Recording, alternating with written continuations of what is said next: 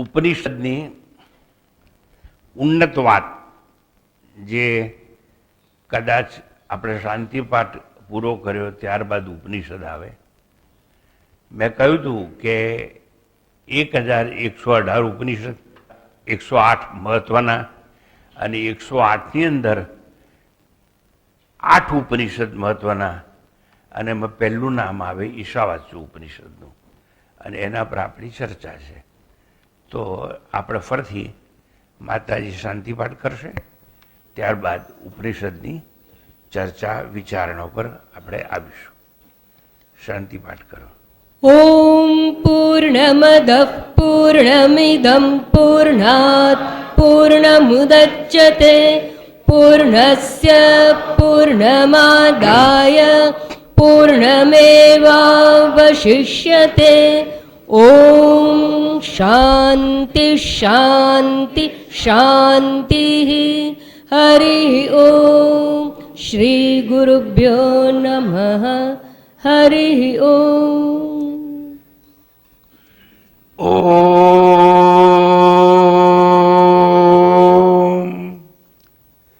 નમસ્તે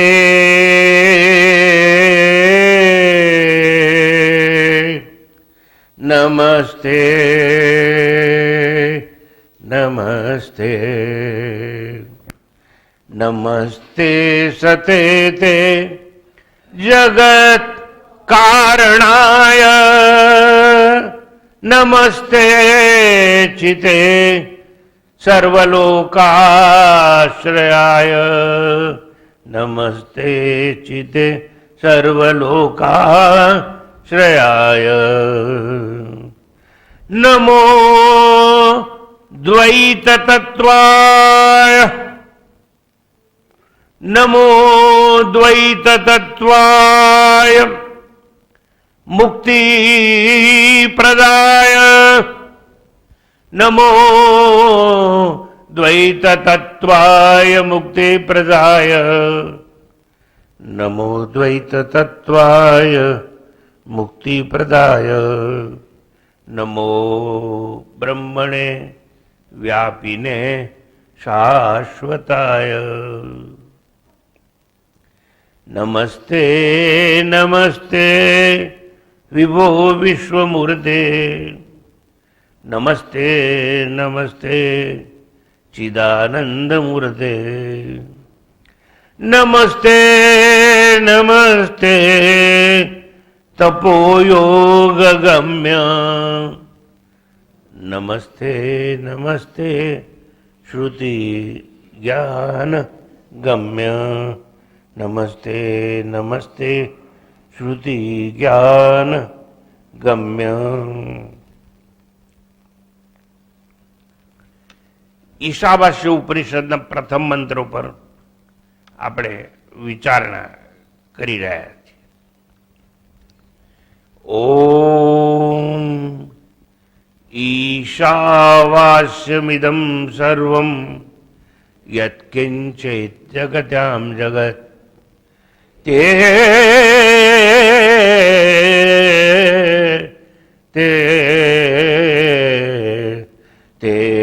ત્યક્તેન ભુંજીતા મા ગૃધ કસ્ય સ્વિદ્ધનમ.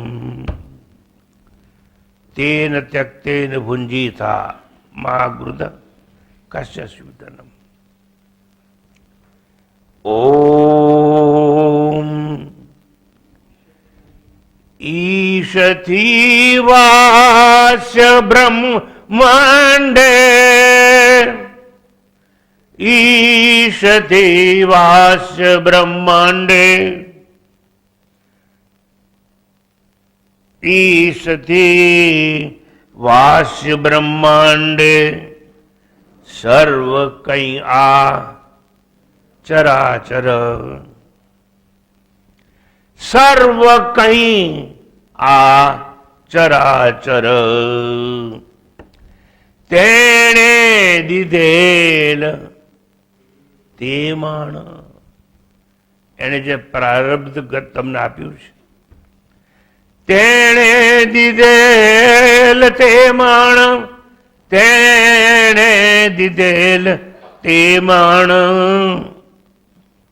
ઈચ્છે ના કોઈનું ધન, ઈચ્છે ના કોઈનું ધન. ઓમ ઈશતિ વાસ્ય બ્રહ્માંડે સર્વ કૈયા ચરાચર, તેણે દીધેલ તે માણ ઈચ્છે ના કોઈનું ધન. આના પર આપણી ચર્ચા ચાલી ગઈ. માત્ર ચર્ચા નહીં, વિવેચન ઘણું કર્યું. પરંતુ જ્યાંથી વાત અધૂરી હતી ત્યાંથી આપણે આગળ લેવાનું છે. શબ્દાર્થ અપાઈ ગયો. ત્યારબાદ મુક્ત ભાષાંતર. મુક્ત ભાષાંતર અર્થાત ફ્રી ટ્રાન્સલેશન, એની વાત આજે કરવામાં આવશે. ઓમ ઈશાવાસ્યમ ઇદમ સર્વમ. ઇદમ સર્વમ સંસ્કૃતમાં ઇદમ મીન્સ આ. આ રૂમાલ છે, આ ચશ્મા છે, આ થર્મસ છે, આ ટીશ્યુ બોક્સ છે, આ ખુરશી છે, આ હોલ છે, આ જગત છે, આ બ્રહ્માંડ છે. આ બ્રહ્માંડનો કર્તા આ ઈશ્વર છે.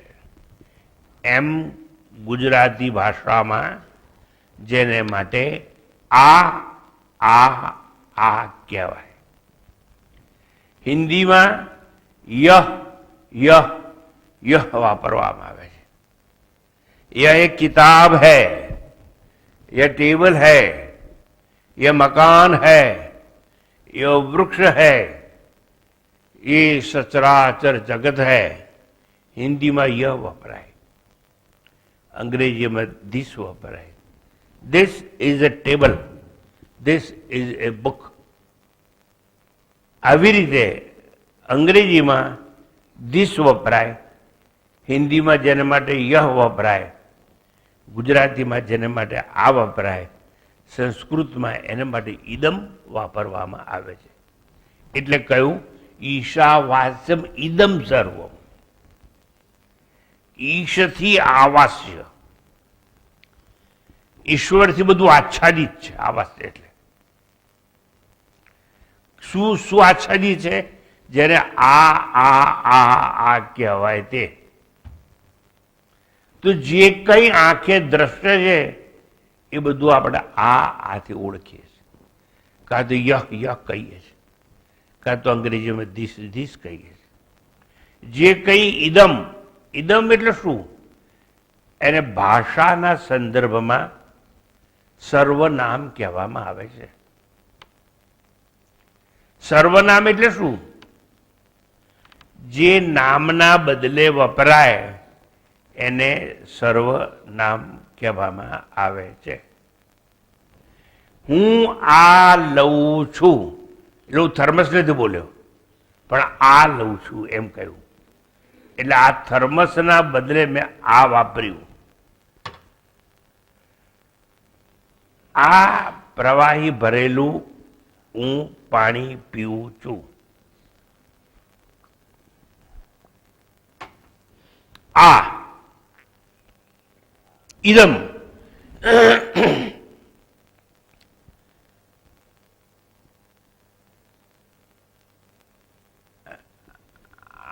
આ છોકરી બીજા નંબરની ઊભી થાય તો મેં કહ્યું આ છોકરી, એનું નામ નથી બોલ્યું. નામ મને ખબર છે પણ બોલતો નથી. આ કેમ બોલ્યો છું? આ બેસ. હું આ વસ્તુ ખાઉં છું, પણ જલેબી નથી બોલતો, પણ આ ખાઉં છું. નામના બદલામાં જે વપરાય એને સર્વનામ ગુજરાતીમાં કહેવામાં આવે છે અને ઈદમ એ સર્વનામ છે.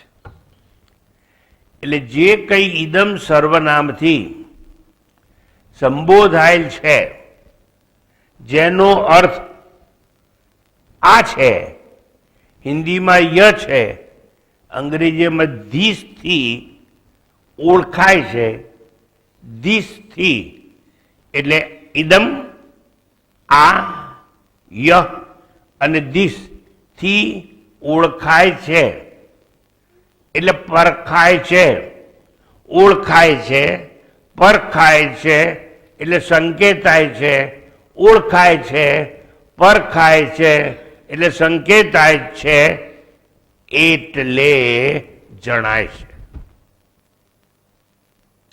જે કંઈ સર્વનામથી જણાય છે તે સર્વ અસ્તિત્વમાં છે. એ સર્વ શેમાં છે? અસ્તિત્વમાં છે. એટલે ઇટ ઇઝ ઇન એક્ઝિસ્ટન્સ, અસ્તિત્વમાં છે. શું? જેના માટે ધીસ વપરાય તે, જેના માટે યહ વપરાય તે, જેના માટે આ વપરાય તે, ઇટ એક્ઝિસ્ટ. એક્ઝિસ્ટન્સમાં છે એટલે ભાવ સ્વરૂપ છે. એક હોય ભાવ અને એક હોય અભાવ.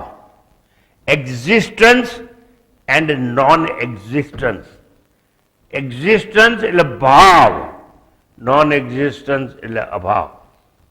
વન્સ અગેન, જે કંઈ જગતમાં સર્વનામ આ તરીકે ઓળખાય, આ તરીકે પરખાય, આ તરીકે જણાય, આ તરીકે સંબોધાય, ય તરીકે ઓળખાય કે ધીસ તરીકે જણાય, એ બધું જ છે અસ્તિત્વમાં છે. આટલું પકડાયું. અને નામના બદલે આપણે વાપરીએ એને ગુજરાતી ભાષાના વ્યાકરણમાં શું કહેવાય છે? સર્વનામ કહેવાય છે. અને આ એટલે સર્વનામ છે. પણ સંસ્કૃતમાં આ એટલે ઈદમ, ઈદમ એટલે આ. આટલું પકડાઈ ગયું? ના પકડાયું તો ના કહો તો બીજી વાર 10-100 વાર સમજાઈશું, પણ આ સમજાય નહીં તો આપણે આગળ જઈ શકીએ નહીં. વન્સ અગેન, જે કંઈ આ તરીકે ઓળખાય, ય તરીકે ઓળખાય, ધીસ તરીકે પરખાય, ઇટ ઇઝ ઇન એક્ઝિસ્ટન્સ, એ અસ્તિત્વમાં છે, એ ભાવ સ્વરૂપ છે, એ આંખે દેખાય છે. જે આંખે દેખાય છે એ સત્ય છે. જે આંખે નથી દેખાતું એ અસત્ય છે.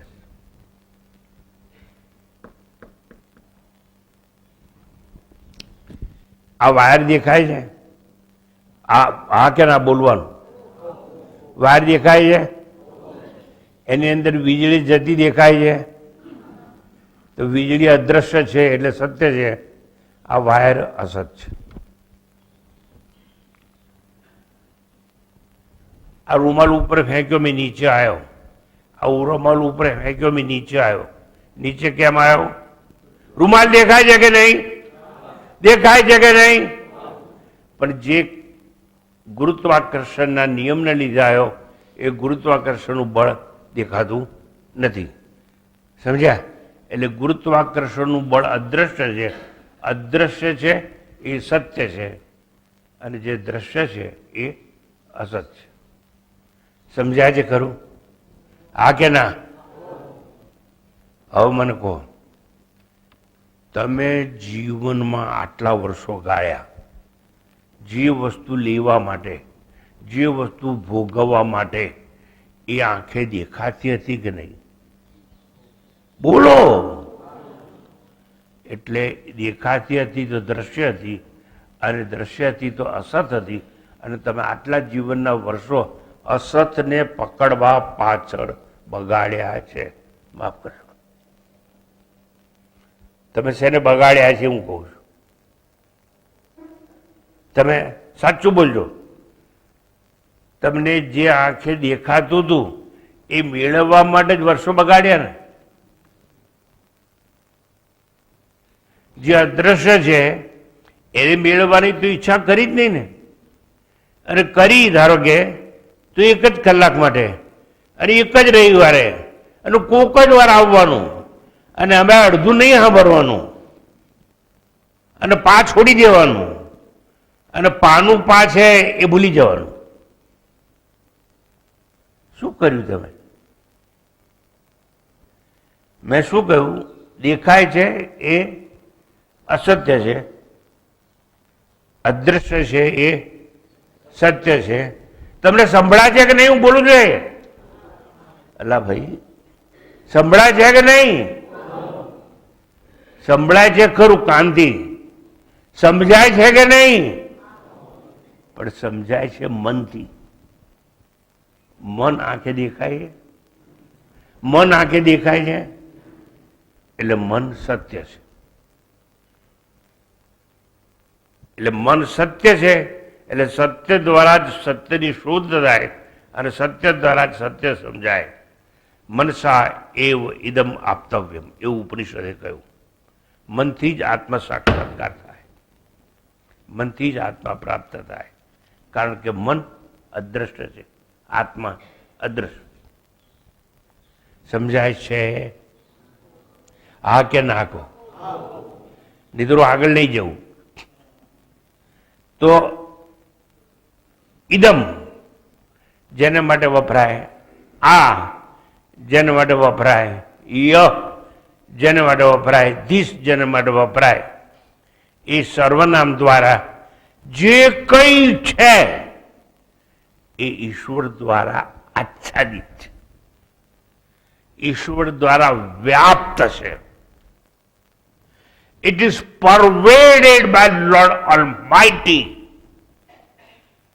which is known as Almighty and All-Knower. All-Knower એટલે સર્વજ્ઞ, Almighty એટલે સર્વશક્તિમાન.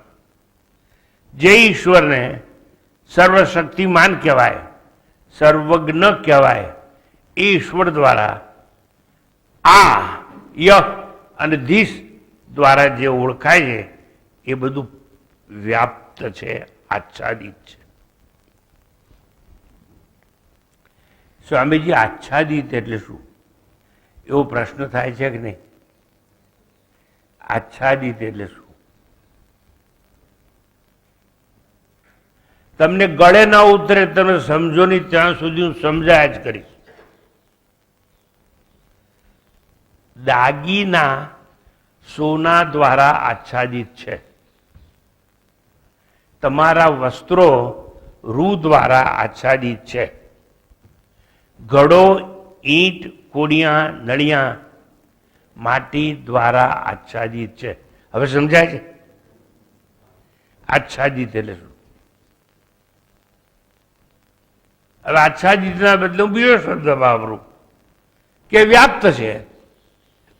તો આપણો વાત એકની એક ઘરેડા સોના દ્વારા વ્યાપ્ત છે. વસ્ત્રો રૂ દ્વારા વ્યાપ્ત છે.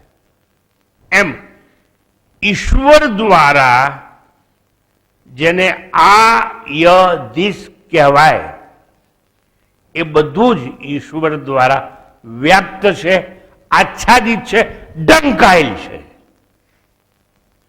સમજાય છે? અનેક દાખલા આપી હું તમારા મનને ઊંઘમાંથી ઉઠાડવાનો, ઢંઢોળવાનો એક નમ્ર પ્રયાસ કરી રહ્યો છું. આટલું જ સમજાય તો તમારું નહીં, મારું કલ્યાણ થઈ જાય. મને તમારી તો પરવા જ નથી, મારું કલ્યાણ થઈ જાય. જો હું સાચું સમજાવી શકું તો. And that what I am trying. સત્ય તમારા હૃદયમાં કેવી રીતે પ્રવેશ કરે એની વાત ચાલે છે. વન્સ અગેન, જે કંઈ સર્વનામથી, ઇદમ સર્વનામથી સંબોધાયેલ છે, જેનો અર્થ ગુજરાતીમાં આ હિન્દીમાં ય, અંગ્રેજીમાં ધીસ થી ઓળખાય છે, પરખાય છે, સંકેતાય છે, જણાય છે, તે સર્વ અસ્તિત્વમાં છે. આ બધું અસ્તિત્વ એટલે it exist, it is an existence. પછી આ જગત કે આ જગત નિયંતા કે આ બ્રહ્માંડ, આ સૂચિત સર્વ નામ કે આકાર, સર્વ જળ કે ચેતન વર્ગ ગમે તે હોય, પણ જેને માટે આ વપરાય એ બધું જ અસ્તિત્વમાં છે, અને અસ્તિત્વમાં છે એ ઈશ્વર દ્વારા આચ્છાદિત છે. એટલે મંત્રમાં કહ્યું ઈશાવાસ્યમ. ઓમ ઈશાવાસ્યમ ઇદમ સર્વમ. ઈશાવાસ્યમ ઈશ્વરથી આચ્છાદિત છે, છવાયેલ છે, ઢંકાયેલ છે. એક વધારે શબ્દ વાપરું છું, ઈશ્વર દ્વારા ઓતશ્ચ પ્રોતશ્ચ એટલે ઓતપ્રોત છે, વ્યાપ્ત છે.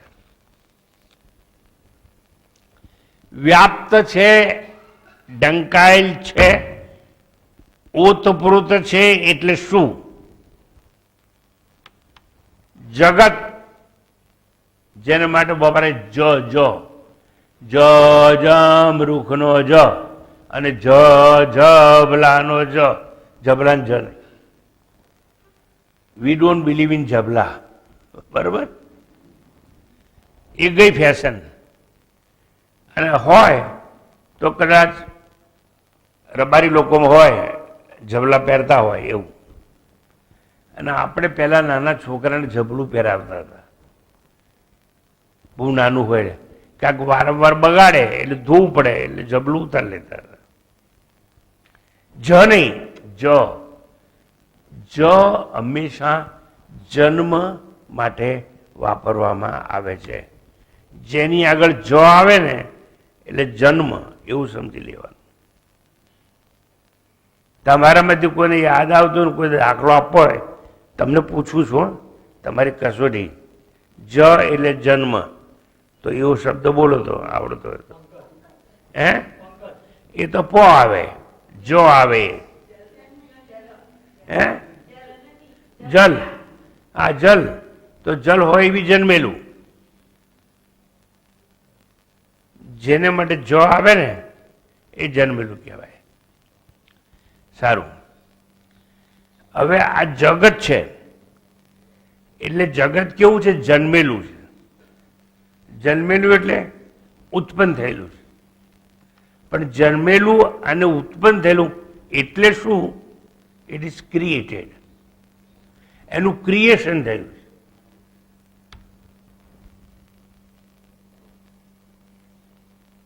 The entire world of names and forms is nothing but creation. Why? Created. Created by Lord Almighty.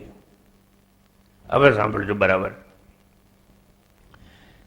વ્યાપ્ત છે એમ કહીએ, જગત દ્વારા આખું બધું વ્યાપ્ત છે. એટલે જગત એટલે જે જન્મેલું હોય, ઉત્પન્ન થયેલું હોય. જન્મેલું અને ઉત્પન્ન થયેલું એના માટે એક શબ્દ, જે આવિષ્કાર પામેલું હોય. આવિષ્કાર પામેલું હોય એટલે બનેલું હોય. ટેબલ, ખુરશી, સુથાર દ્વારા આવિષ્કાર પામેલા છે. ઘરેણાં સોની દ્વારા આવિષ્કાર પામેલા છે. સાણસી, ચીપીઓ એ બધું લુહાર દ્વારા આવિષ્કાર પામેલું છે. હું સમજાય છે? આવિષ્કાર પામેલું એટલે જન્મેલું.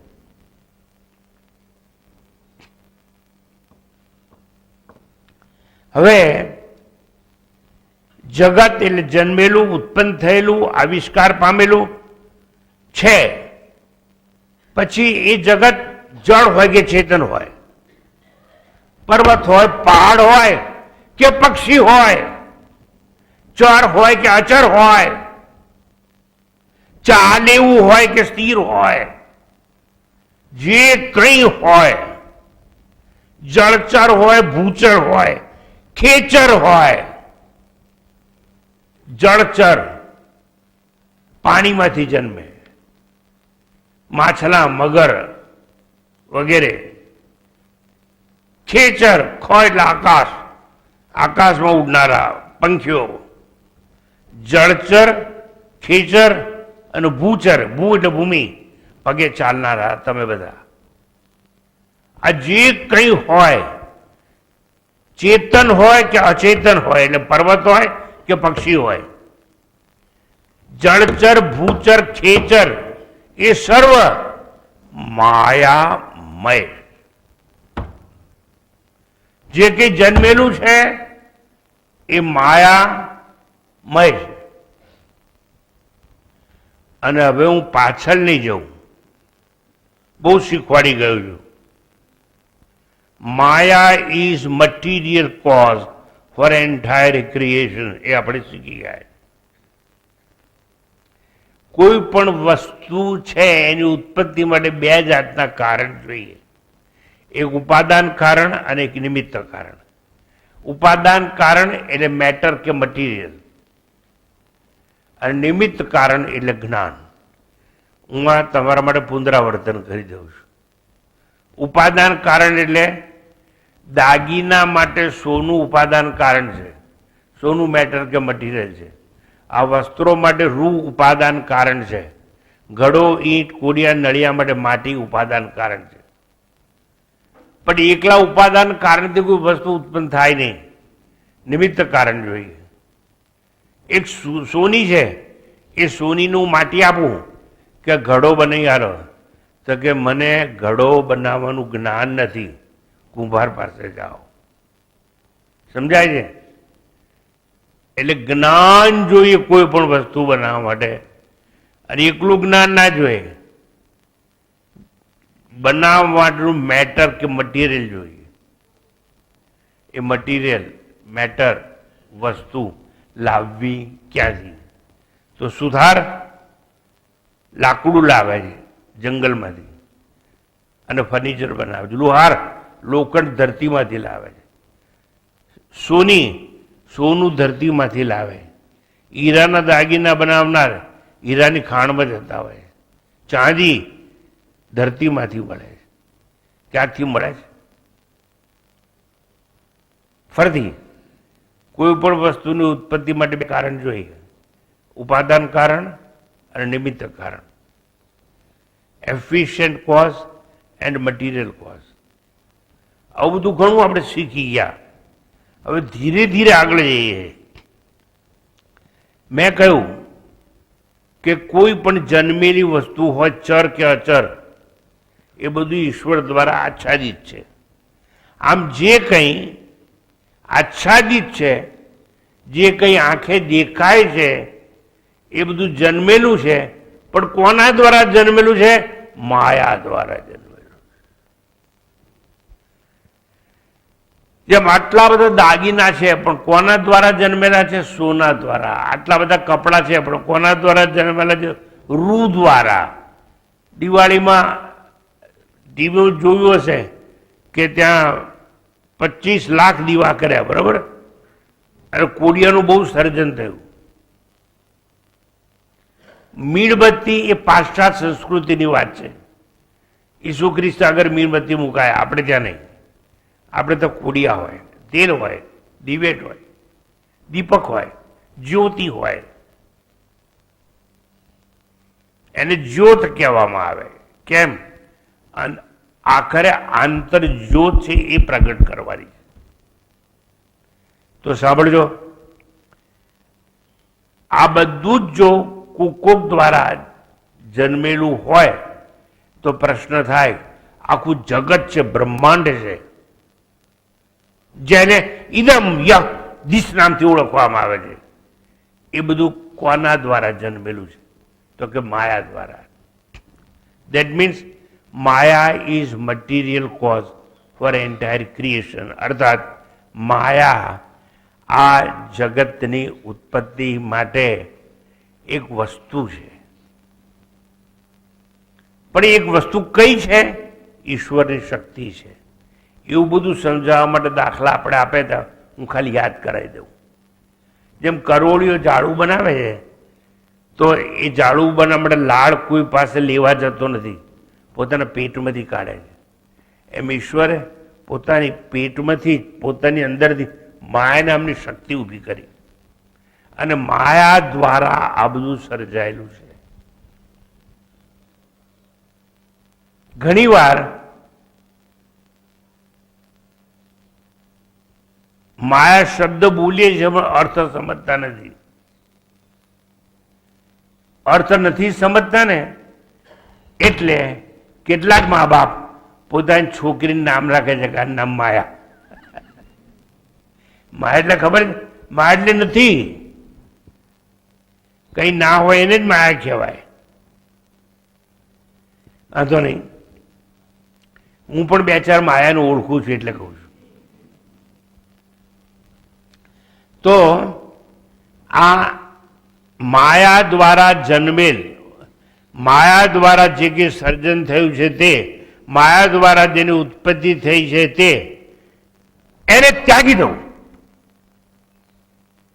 Anything which is created by Maya, you are supposed to renounce it.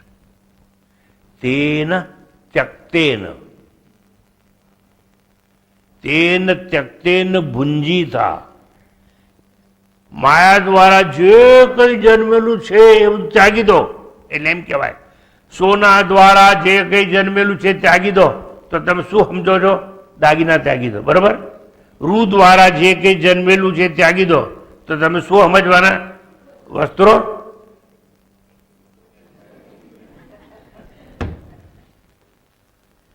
સાંભળજો, માટી દ્વારા જે કંઈ જન્મેલું છે ત્યાગી દો, તો ઘડો, ઈંટ, નળિયા, ખોડિયા ત્યાગી દો. એમ માયા દ્વારા જે કંઈ જન્મેલું છે એને ત્યાગી દો. તો માયા દ્વારા તો આખું જગત જન્મેલું છે. તો કે છે એનો ત્યાગ કરો. કેમ? જગત આંખે દેખાય છે, એ દ્રશ્ય છે. દ્રશ્ય હોય અસત્ય છે, અસત્ય હોય એને ત્યાગી દો. હવે મેં તમને સમજાયું, અસત્યનો ત્યાગ કરો. તમે શું સમજો છો તમને ખબર, પણ અસત્યનો ત્યાગ કરો તો બચે સત્ય કહેવાય, અને તો સત્યનો સ્વીકાર થાય. તો જુઓ, તેન ત્યક્તેન ભુંજીતા, એને ત્યાગી અને ભોગવો, એવું શ્લોકમાં કહ્યું આપણને. એટલે માયા દ્વારા જે કંઈ જન્મેલું છે, જે કંઈ સર્જન પામેલું છે, જે કંઈ ઉત્પન્ન થયેલું છે એનો ત્યાગ કરો. અને ત્યાગ કરી અને ત્યાગ કરવો એટલે જ્ઞાનમાં બાદ કરવાનો. ત્યાગ કરવાનો એટલે આમ આમ છોડી દેવાનું નહીં. ત્યાગ કરવો એટલે આ રૂમાલ સત્ય નથી, કારણ કે જન્મેલો છે એટલે નાશ પામવાનો છે. આવું સમજવું એને ત્યાગ કહેવાય. જ્ઞાન દ્વારા બાદ થાય એને ત્યાગ કહેવાય. આખું જગત માયામય છે એવું સમજો એટલે તમે જગતનો ત્યાગ કર્યો છે એવું કહેવાય. આ જગત સાચું નથી એવું સમજવાનું, સત્ય નથી એવું સમજવાનું, વિનાશી છે એવું સમજવાનું, મરણશીલ છે એવું સમજવાનું. એ જ્ઞાન દ્વારા સમજાય. અને જ્ઞાન દ્વારા જેનો બાદ થાય એને જ સાહિત્યમાં, સંસ્કૃતમાં, વેદાંતમાં, વેદોમાં ત્યાગ કહેવામાં આવે. જ્ઞાનમાં બાદ કરો એને ત્યાગ કહેવાય. જ્ઞાન દ્વારા જગતનો બાદ કરીને ભુંજીતા, ભોગવો. શું કહ્યું? ભોગવો, એન્જોય. શાસ્ત્રે કેટલી મોટી છૂટ આપી, એન્જોય એવરીથિંગ, બટ આફ્ટર રિનન્સિએશન. એટલે કે છે ત્યારબાદ ભુંજીતા, ભોગવો. તેન ત્યક્તેન ભુંજીતા, જો મંત્રમાં શું કહ્યું આપણને? ઈશા વાસ્યમ ઇદમ સર્વમ. પછી શું કહ્યું? તેન ત્યક્તેન ભુંજીતા. ભોગવો. કોઈ પણ વસ્તુ ભોગવવાની ના નથી, પણ સત્ય સમજ્યા બાદ, સત્ય દ્વારા અસત્યનો બાદ કર્યા બાદ ભોગવો. ભોગવવાની ના નથી. તેન ત્યક્તેન ભુંજીતા. પણ શું ભોગવવાનું? જો હું તને એક નાનામાં નાની વસ્તુ છૂટી પાડી પાડીને સમજાવું છું. આ હજુ તો ખાલી ભાષાંતર ચાલે છે મારું. કયું ભાષાંતર? It is free translation. તત્વજ્ઞાન નથી આવ્યું. શબ્દાર્થ આવી ગયા અને ભાષાંતર ચાલે છે. શું ભોગવવાનું? તો એ ભોગવવાનું કે જે ઇન્દ્રિયો દ્વારા ન ભોગવાય તે. Now come to the point. શું ભોગવવાનું? ઇન્દ્રિયો દ્વારા ન ભોગવાય તે. શું ભોગવવાનું? You can enjoy what which is not subject of five senses of perception. આંખ દ્વારા રૂપ નહીં ભોગવવાનું. રૂપ એ આંખનો વિષય છે. સંગીત એ કાનનો વિષય છે. સ્વાદ એ જીભનો વિષય છે. સ્પર્શ, આલિંગન, પેલા કહે છે ને અંગ્રેજી વાળા, લેટ મી હગ યુ. હું તો પેલા સમજતો જ નતો મારો બધો હગ ને હું કહે છે. પછી ખબર પડી કે આ તો આલિંગન કરવાની વાત કરે. એટલે એ સ્કિન છે. સ્કિનનો વિષય છે હગ કરવાનો. આ પાંચે પાંચ ઇન્દ્રિયો દ્વારા જે ભોગવાય છે એ નહીં ભોગવવાનું. લો, બહુ મોટી વસ્તુ આવી ગઈ. ભોગવવાનું ખરું, પણ ઇન્દ્રિયો દ્વારા જે ભોગવાય છે એ નહીં ભોગવવાનું. બેશક ઇન્દ્રિયોનો ભોગ નહીં કરવાનો, પણ ભોગવવાનું એવું લખ્યું છે ગાડી. ભુંજીતા એટલે ભોગવો. પણ ઇન્દ્રિયો દ્વારા ભોગવાય છે એ નહીં ભોગવવાનું. પ્રવાસ અને પ્રસ્થાન દ્વારા ભોગવાય છે એ નહીં ભોગવવાનું. હું નથી કહેતું, વેદો કહેજો. પ્રવાસ કરીને જ્યાં જવાય, પ્રસ્થાન કરીને જ્યાં જવાય, એક જગા છોડી બીજી જગ્યાએ જવાય, એ નહીં ભોગવવાનું. શાસ્ત્રોમાં લખ્યું છે. શાસ્ત્રો વાંચનારા સમજતા નથી અને નહીં સમજે. લોકો કોઈ દાડો નહીં સમજે આ જન્મે. તો બેશક ઇન્દ્રિયો દ્વારા ભોગવાય છે નહીં ભોગવવાનું. પ્રવાસ અને પ્રસ્થાન દ્વારા ભોગવાય છે નહીં ભોગવવાનું. સત્તા અને વૈભવ દ્વારા જે ભોગવાય છે નહીં ભોગવવાનું. સત્તા, સત્તા એટલે શું? આ બધા ઇલેક્શનમાં ઉભા રહીને સત્તા ભોગવે ને, એ સત્તા દ્વારા જે ભોગવાય છે એ નહીં ભોગવવાનું. વૈભવ દ્વારા ભોગવાય છે નહીં ભોગવાનું, એટલે પ્રેસ્ટીજ દ્વારા ભોગવાય. પોપ્યુલારિટી જેને કહેવાય, પ્રશસ્તિ જેને કહેવાય સંસ્કૃતમાં, એના દ્વારા જે ભોગવાય છે નહીં ભોગવવાનું, પણ ભોગવવાનું. What a great thing, what a great Upanishad it is. શું કહ્યું? તેન ત્યક્તેન ભુંજીતા. એનો ત્યાગ કરી અને ભોગવો. શેનો ત્યાગ કરવાનો? માયા દ્વારા જે કંઈ જન્મેલું છે, જેના માટે યહ વપરાય, આ વપરાય, દિશ વપરાય, એનો ત્યાગ કરો અને પછી ભોગો. Very difficult but very easy, my dear, if you understand.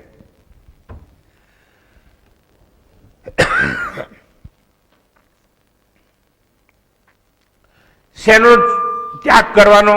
જે આંખે દેખાય છે એનો. હું તમને સહેલી વાત પૂછું, શેનો ત્યાગ કરવાનો? આંખે દેખાય છે તેનો. તો બચ્યું શું? જે આંખે નથી દેખાતું એનું. તો અદ્રશ્યને ભોગવો, અદ્રશ્ય ને અનસીન છે એને ભોગવો. તમારો આત્મા તમને દેખાય ના, તો આત્મ દશાને ભોગવો. What a wonderful thing it is. Why this Upanishad has so much importance. જેના માટે મહાત્મા ગાંધીને કહેવું પડ્યું કે આખી સૃષ્ટિનો પ્રલય થઈ જાય, આ ઉપનિષદનો એક મંત્ર બચી જાય તો આ જગતનો ઉદ્ધાર થઈ શકે. આ સમજો, હું સમજાવું છું એ. આ સમજાશે ને તો કંઈ સમજવાની જરૂર નહીં પડે. શું ભોગવવાનું? આત્મદશા, સચ્ચિદાનંદ, સત્યમ જ્ઞાનમ અનંતમ બ્રહ્મ, એ ભોગવવાનું. પણ જ્ઞાન દ્વારા બાધ કરીને. બાધ એ ત્યાગ કહેવાય. વસ્તુ છોડી દેવી એ ત્યાગ નહીં. આ રૂમાલ હું હળગાઈ દઉં છું, જાઓ આજથી, એ ત્યાગ નહીં. મને કોઈએ કેરી આપી પ્રસાદમાં, ફેંકી દીધી, એ નહીં. કેરી પેલું તોડીને લાવ્યો હતો, એ નહીં. કેરી જ્યારે પરિપક્વ થાય ને તો પોતાની મેળે પડી જાય. ક્યારે? પરિપક્વ થાય ત્યારે. પથ્થર નહીં મારવાનો. પથ્થર મારો તો કેરી કાચી હોય, પણ કેરી પાકી થાય ત્યારે ઓટોમેટિક પડી જાય.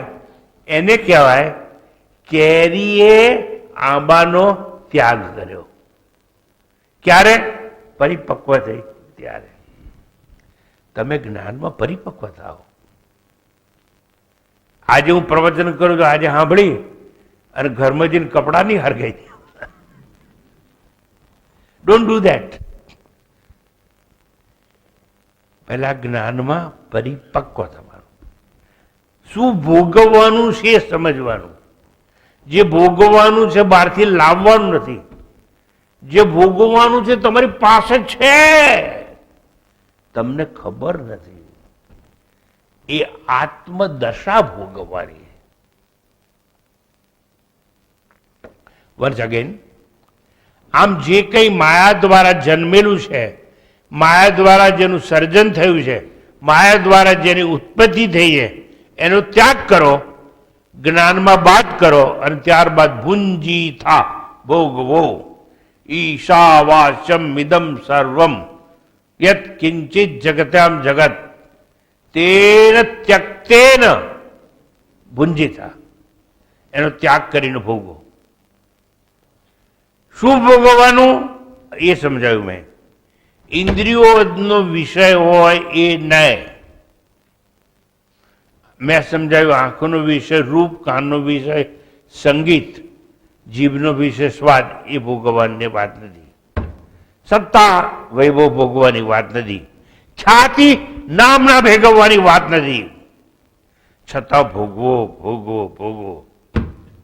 આહા, શાસ્ત્રે તો કયું ભોગવો, અને આપણે એટલું ઊંધું સમજી બેઠા કે સાધુ સંતો અને બાવા માર બેઠા અને આપણને કહે ત્યાગી દો ભોગવોની.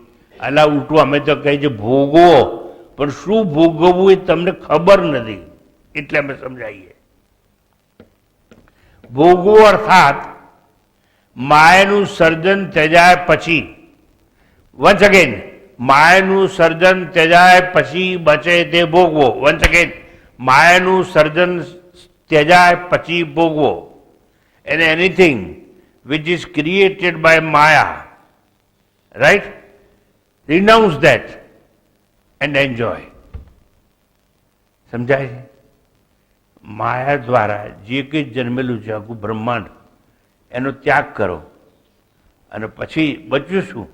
તો કે આત્મા એક જ બચે. માયા દ્વારા તો આખું જગત રચાયેલું છે, તો એ ભોગવવાનું. અને એ આપણી ભીતર છે. એ આત્મદશા કહેવાય, ભોગવો. માયાનું સર્જન ત્યજાય પછી બચે માત્ર સર્જનહાર. આત્મા કે બ્રહ્મ કે ઈશ્વર કે સોપાધિક બ્રહ્મ જે જગત કારણ છે, જેને અખંડ અભેદ અભંગ અનાદિ અનંત સ્વરૂપ કહેવામાં આવે છે, ભોગવો. વન્સ અગેન શું ભોગવો? માયા દ્વારા જે સર્જન થયેલું છે એનો ત્યાગ કરીને જે સર્જનહાર છે, one who is known as creator, જેને આત્મા કહેવાય, જેને બ્રહ્મ કહેવાય, જેને ઈશ્વર કહેવાય, જેને સોપાધિક બ્રહ્મ કહેવાય, જે જગતનું કારણ છે, જે અખંડ છે એટલે ખંડિત નથી. નેહ નાનાસ્તિ કિંચન, જે ખંડિત નથી, જેમાં ભેદ નથી, અખંડ છે, જે અભેદ છે, એક છે, ભાંગા વગરનું છે, અનાદિ છે, એટલે જેનો આદિ નથી, એટલે જેનો જન્મ નથી, એટલે જેની શરૂઆત નથી, જેનો પ્રારંભ નથી, જેની ઉત્પત્તિ નથી, એ અનંત છે, તે જેનો અંત નથી, એ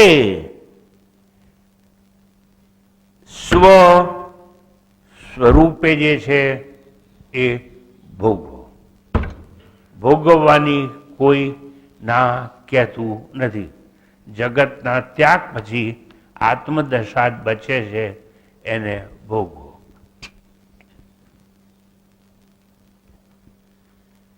આ અડધી લાઈન છે ઉપનિષદની.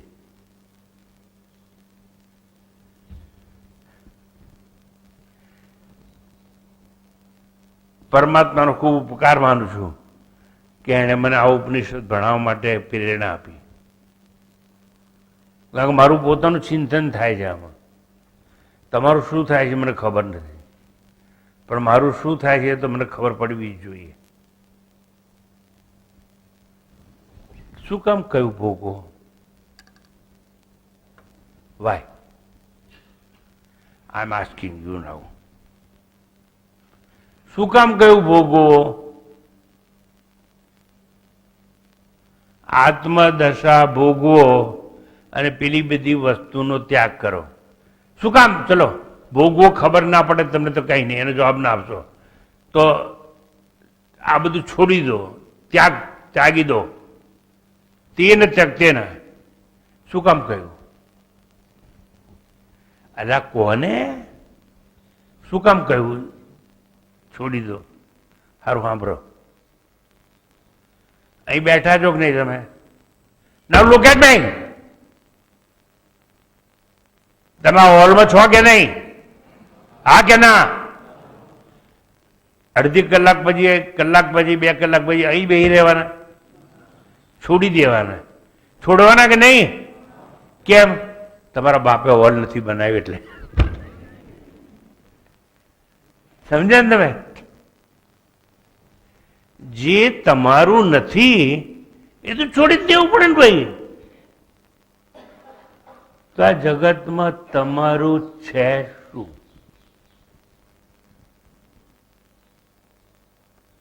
તમારો જન્મ થયો ત્યારે પૃથ્વી હતી, પવન હતો, વાયુ હતું. તમારો જન્મ થયો ને એ પેલા ખેતરમાં ઘઉં ઉગતા હતા. તમારો જન્મ થયો ને એ પેલા ઝાડ ઉપર કેરીઓ થતી હતી. તમારો જન્મ થયો ને એ પેલા ઝાડ તો હતા જ, અને ઝાડ હતા તો ફળ આવતા જ હતા, અને ખેતર હતા તો અનાજ આવતું જ હતું. અને તમારો જન્મ થયો ને એ પહેલા તમારા મા બાપ હતા. સાંભળજો બરોબર. તમારો જન્મ થયો એ પહેલા તમારા મા બાપ હતા. એટલે તમારો જન્મ થયો ને એ પહેલા જે બધું હતું ને એ બધું કોનું હતું? દાખલા તરીકે તમારો જન્મ થયો એ પહેલા તમારા મા બાપ હતા. તો તમારા મા બાપ કોના હતા? એના મા બાપ ના. તમારા તો નતા ને. તો તમારા નતા તો મા બાપ છોડી દેવા વાંધો છું? એટલે તમે લોકો છોડી દીધા. તમે સમજો, વાત આખી સમજો. ત્યાગ કરો. શેનો ત્યાગ કરવાનો? તમારું કોઈ છે જ નહીં. એટલે કહ્યું છે કે કશ્ય સ્વિદ્ધનમ. શું શબ્દો વાપર્યા છે અહીં?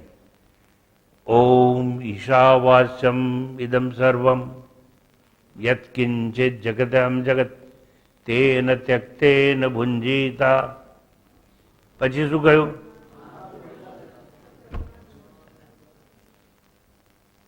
તેન ત્યક્તેન ભુંજીતા મા ગૃધ કસ્યસ્વિત ધનમ. કસ્યસ્વિત કોનું છે બધું? તમારું તો છે જ નહીં. એટલે તમારું હોય તો ના આપશો, ના છોડશો. મારા બેટા આઈને કહે છે મારું ઘર છે, તારું ઘર છે? ઈંટો તે બનાવી, સિમેન્ટ તે બનાવ્યો, પાણી તે બનાવ્યું? What nonsense you are talking? You have not created anything. You are not creator of anything, and therefore renounce it. કસ્યસ વિદ્ધનમ. માત્ર ભાષાંતર ચાલે છે. તત્વજ્ઞાન આવ્યું નથી. મહિના સુધી બોલીશ તો પૂરું નહીં થાય તત્વજ્ઞાન. પહેલા મેં શબ્દાર્થ કયા અને ફ્રી ટ્રાન્સલેશનની વાત ચાલે છે. તો કસ્યસ વિદ્ધનમ એવો પ્રશ્ન પૂછ્યો છે. આ ધન છે કોનું? આ ધન છે કોનું? તમારું નથી તો ત્યાગી દો. પણ સ્વામીજી તમે કયા ધનની વાત કરો છો? આ કહી દઉં કયા ધનની વાત કરું છું. પહેલા આપણે ત્યાં ગૌધન હતું. જેની પાસે બહુ ગાયો હોય ને એ બહુ ધનવાન ગણાતો હતો. ઋષિઓના જમાનામાં યાજ્ઞવલ્ક્ય બહુ મોટા ઋષિ થઈ ગયા અને શાસ્ત્ર ચાલે ને ત્યારે 100 ગાયો અને 100 ગાયોના 2 શિંગડા હોય ને એના પર 10 સોનાના તુલાની લગડી લગાડેલી શિંગડા પર. અને શાસ્ત્ર કાંઈ પ્રશ્ન પૂછે, જવાબ આપો. જેનો સાચો જવાબ હોય એ 100 ગાયો લઈ જાય. તેની પાસે કેટલી ગાયો હશે? અને આપણે ત્યાં ગાયને માતા કહીએ. કેમ ખબર છે? એની બધી જ વસ્તુ કામમાં આવે. મોરારજી દેસાઈ પોતાનું મૂત્રે પીતા હતા અને ગાયનું મૂત્રે પીતા હતા. બ્રાહ્મણ હતા તો. અને આજે બી ગૌમૂત્રમાંથી કેટલી દવાઓ બને છે. એક જમાનામાં આપણે ત્યાં દાલ બાટી બનાવી તો છાણા હતા. ગાયના છાણા મારી ભીતે થાપતા હતા. તમને ખબર નહીં હોય, મેં થાપ્યા છે એટલે મને ખબર છે. હું ગામડામાં રહેલો છું. અને તડકો આવે અને છાણા પછી પડી જાય, પછી લઈ આવવાના. અને એમાં જો બટાકા શેક્યા હોય તેવા સરસ મજા આવે. છાલ ઉતારીને ખાવાની. બાફેલા નહીં ખાવાના, એમ જ શેકેલા. અને છાણા બળતણમાં કામ આવે. પાણી ગરમ કરવામાં આવે એટલું જ નહીં, પણ છાણામાં શિવરાત્રિના દિવસે અમે લોકો શક્કરિયા શેકતા હતા. અપાસ કરીએ એટલે શક્કરિયા અને બટાકા ખાઈએ અને એવા મીઠા શક્કરિયા થાય. હું તમને એ સમજાવવા માગું છું. ગૌધન, ગાયને ધન કેમ કહેવામાં આવે છે? છાણ કામ આવે, એનું મૂત્ર કામ આવે. એટલું નહીં, એનું દૂધ કામ આવે. અને આજે એમ ટીવી જેવું ખોલ્યો તો શું આવે છે? અમૂલ દૂધ પીતા હૈ ઇન્ડિયા, એવું આવે છે ને? ટીવીમાં એવું આવે છે. ગાય કા દૂધ પીતા પણ શું આવે છે? અમૂલ દૂધ પીતા હૈ. પણ અમૂલ એ ગાયનું જ છે બધું, બરાબર? તો જો દૂધે કામ આવે, મૂત્રે કામ આવે, છાણ કામ આવે. પછી મોટામાં મોટી વસ્તુ કઈ ખબર છે? એ જમાનામાં ટ્રેક્ટર નહોતા. હળ ખેડવા માટે બળદીઓ જોઈએ, બળદીઓ. સારું, મને એ કહો, તમે બધા ભણેલા છો ને, બળદીઓ કઈ ફેક્ટરીમાંથી મળે? ના મળે, ગાયમાંથી જ મળે બળદ. તો બળદ હોય તો હળ જોડાય, અને હળ જોડાય તો ખેતી થાય. ખેતી જ ના થાય. એટલે એટલે બળદિયો જોઈએ તો ગાય જોઈએ, દૂધ જોઈએ તો ગાય જોઈએ, છાણ જોઈએ તો ગાય જોઈએ, મૂત્ર જોઈએ તો ગાય જોઈએ. સમજાય તમને? તમારા ખેતરમાં બહુ કચરો ઘાસ ઉગી ગયો હોય, ગાય આવીને ખાઈ જાય. કચરો સાફ કરવા ગાય જોઈએ. ગાયમાં 33 કરોડ દેવતાઓ હશે એવું કહેવાય. એટલા માટે આપણે ત્યાં એને બહુ પવિત્ર માનવામાં આવે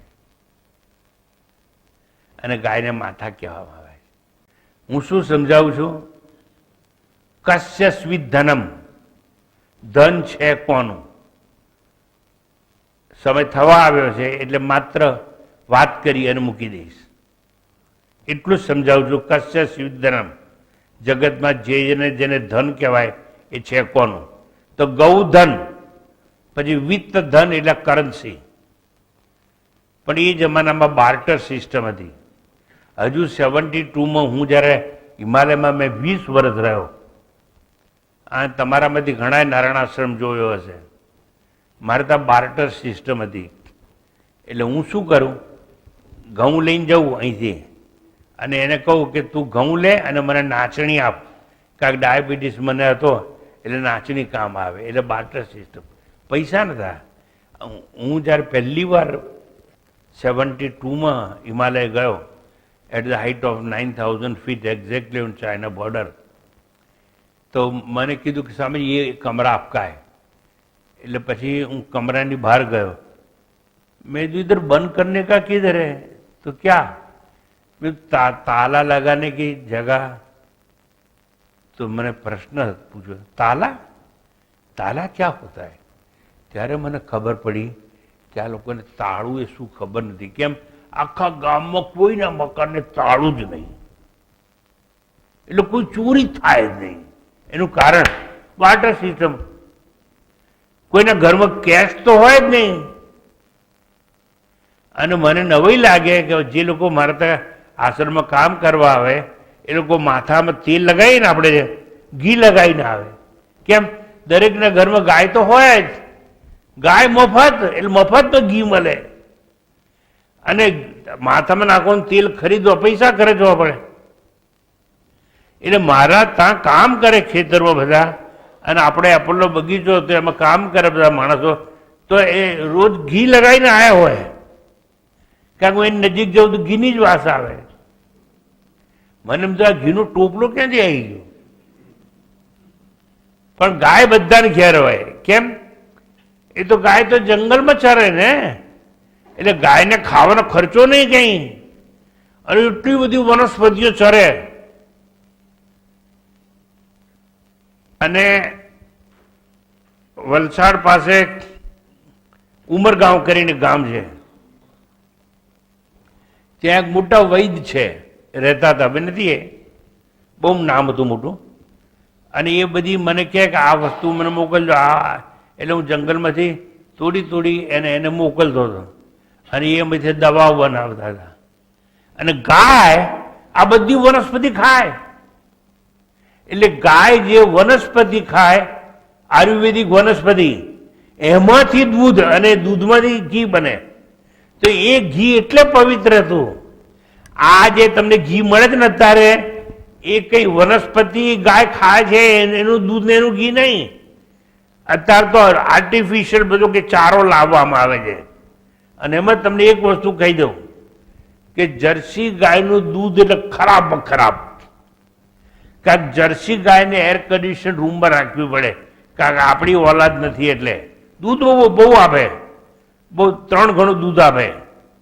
પણ આપણી જે ગાય હોય ને દેશી, સારામાં સારી ગીરની ગાય કહેવાય.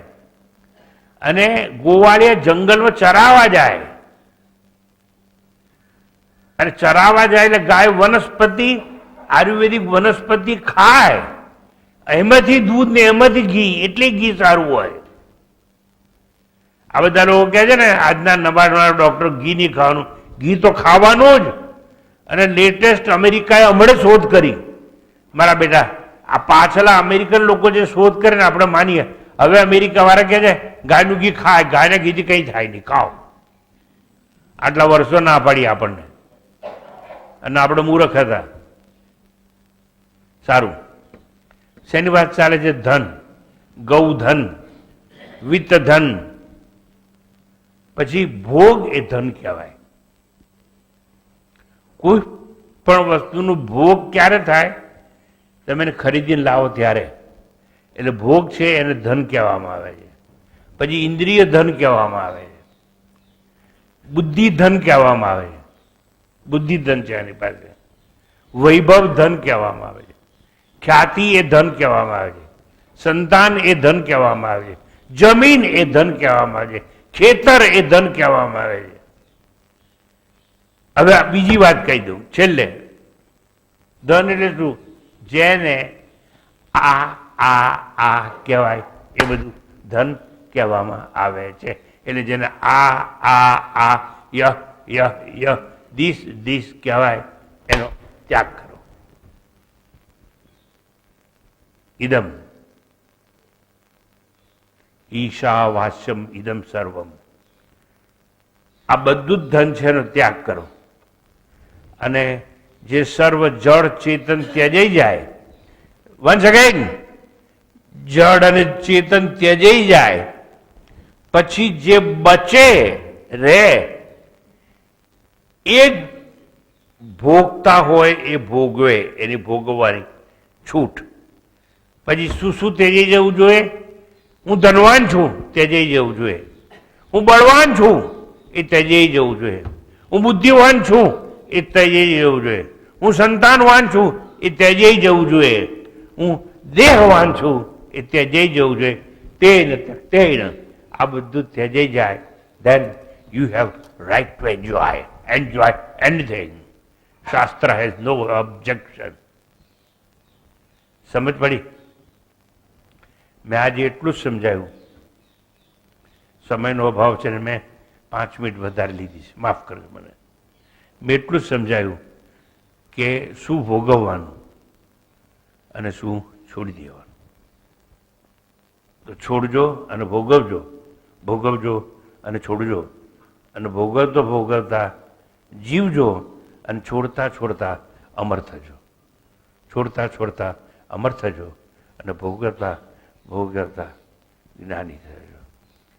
ઓમ ઈશાવાચમિદમ સર્વમ યત્કિંચ જગત્યામ જગત તેન ત્યક્તેન ભુંજીતા મા ગૃધઃ કસ્ય સ્વિદ્ધનમ.